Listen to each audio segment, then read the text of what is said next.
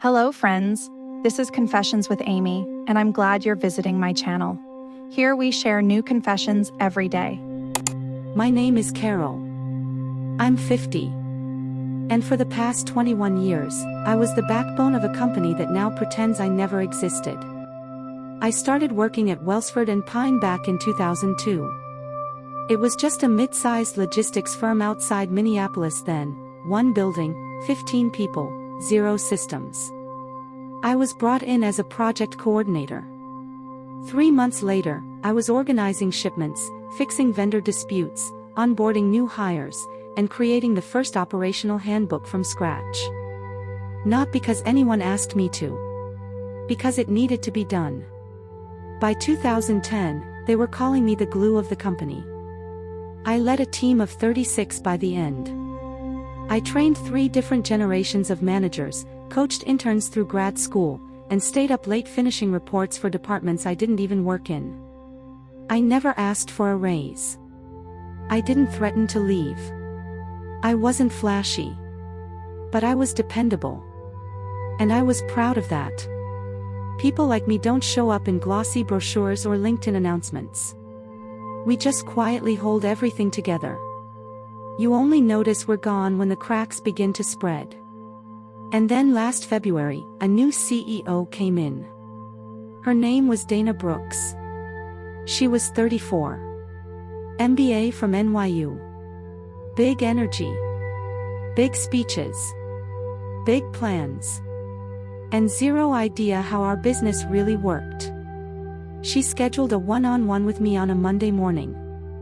I remember I wore my navy blazer, the one I always saved for quarterly reviews. I even brought a list of suggestions I thought might help her settle in better with the team. Silly, I know. She didn't even let me sit down before saying it. Carol, she said, voice smooth as a podcast host, this is hard for me, but we're restructuring. You're one of the highest paid employees. And frankly, you're just too expensive. Just like that. No, thank you. No handshake. No mention of the 2 decades I'd given them. Just that one sentence, you're too expensive. I sat there stunned. My ears rang. I thought she might say more, maybe a joke, maybe soften it. But she didn't. She just clicked her pen and looked at the door. That's when it hit me. This wasn't personal for her. But for me, it was everything. I cleared out my desk in 20 minutes. No one met my eyes. It was raining when I walked to my car, cardboard box in hand. I remember gripping the steering wheel and thinking, what now? For the first time in over 20 years. I didn't know the answer. For the first week, I got up at 6:30, as usual. I put on coffee. I used to put my hair in order. I chose clothes suitable for the office. Then I suddenly remembered, the office is no longer there. I'm no longer the head of operations. I'm just a woman with exactly 21 years of experience and no place where it matters anymore. My son, Andrew, has been living in Chicago for a long time. My husband died 6 years ago, lung cancer, fast. I haven't been in a relationship or on a date since. I gave all my free time to work. And now, everything is free. The second week I spent on the machine. I was sitting on the back porch with the mug I usually used to drink coffee from at lunchtime, looking at the old maple tree next door. He seemed to be the only one who knew me for who I really was. No planning sessions, no calls, and no need to save other people's deadlines. No one called me. No HR. No colleagues. Not the people I've helped out countless times. Do you think they even wrote? At least they asked me how I was. No. In the 3rd week, I started counting money. Not out of poverty, but out of fear.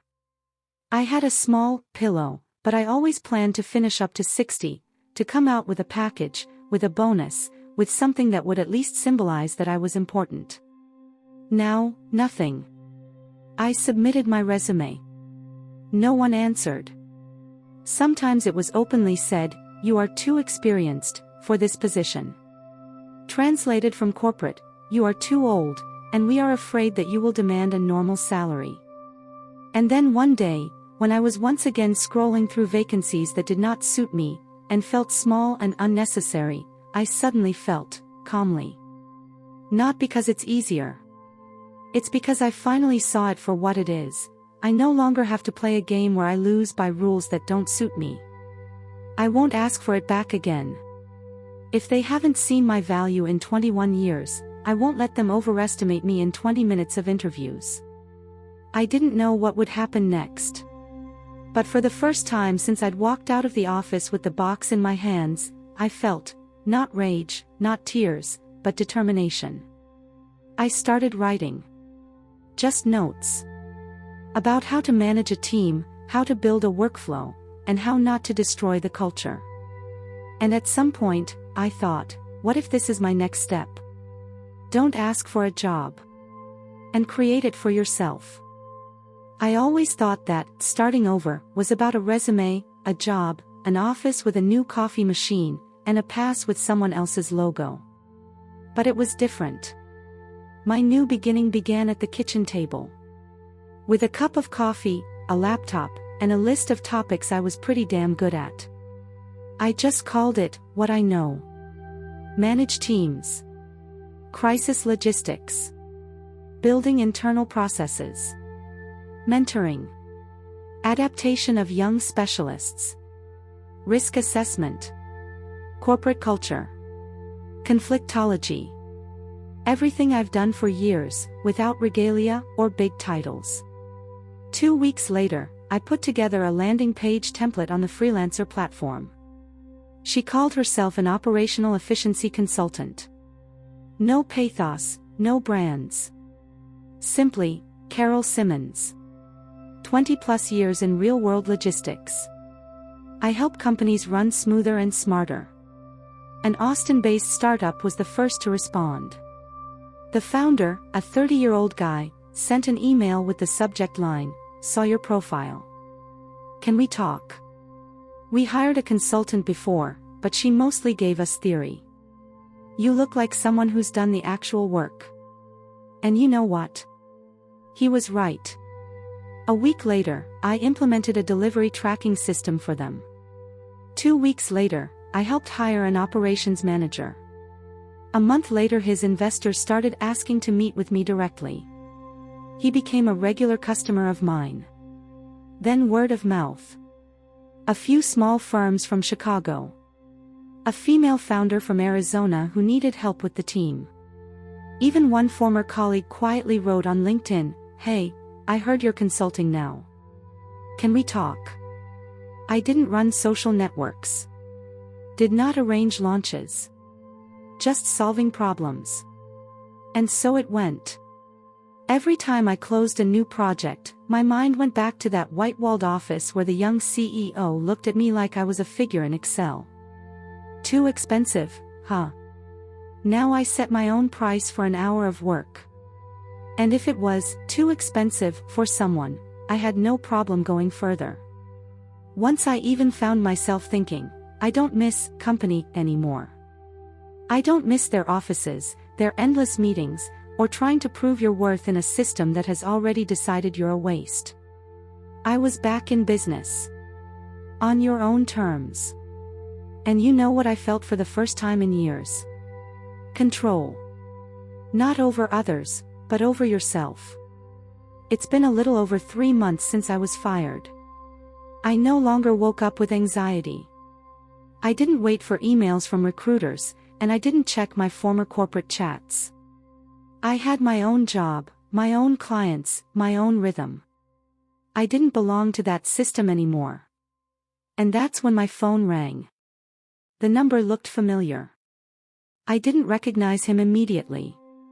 It wasn't until I listened to the voice message that I realized it was Brian. One of the former junior managers at Welsford and Pine. Nice guy. I tried. I personally prepared him for the role of supervisor. There's confusion in his voice. Carol, hi. Look, we've got a lot going on here. Something went wrong with the introduction of the new system.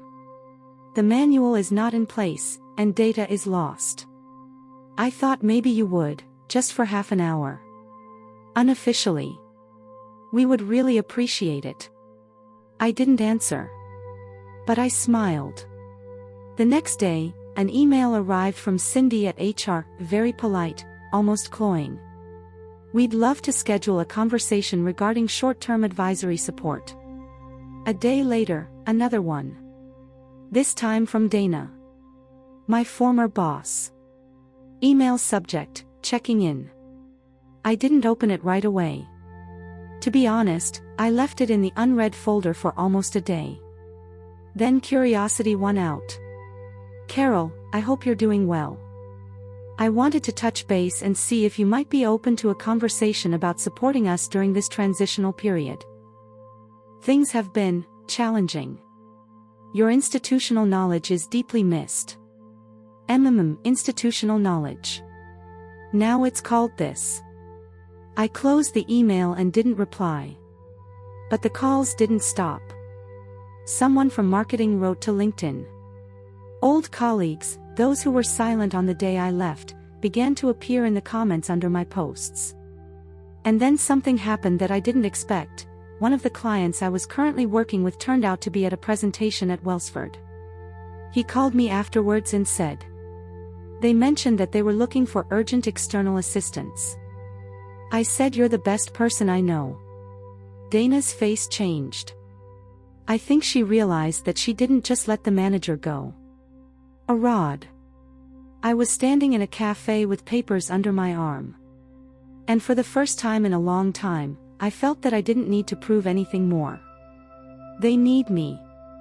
And I am no longer in them. I was sitting in a quiet cafe on the corner of Pine and Lynn, at a table by the window.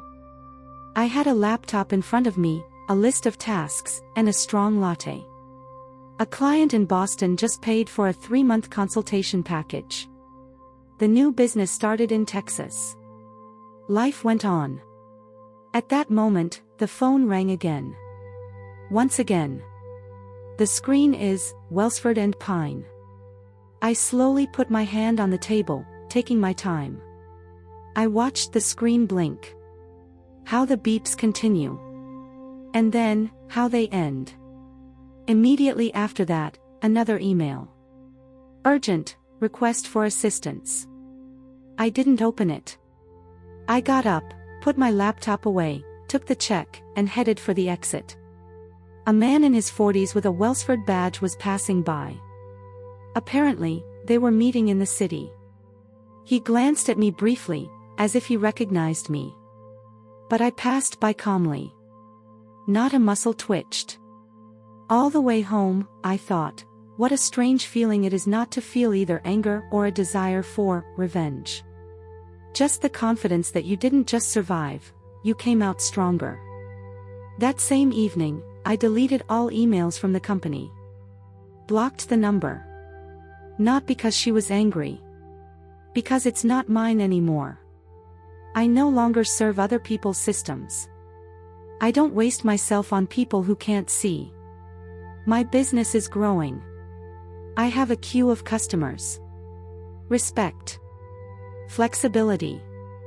And a freedom I didn't even know I wanted as much as I did. And they're probably still looking for someone cheaper. Who will agree to sell their value at half the price. But it definitely won't be me. And you know what I thought before I went to bed? I wasn't too expensive. I was just too valuable for anyone who didn't know how to appreciate it. And now finally I am with those who can.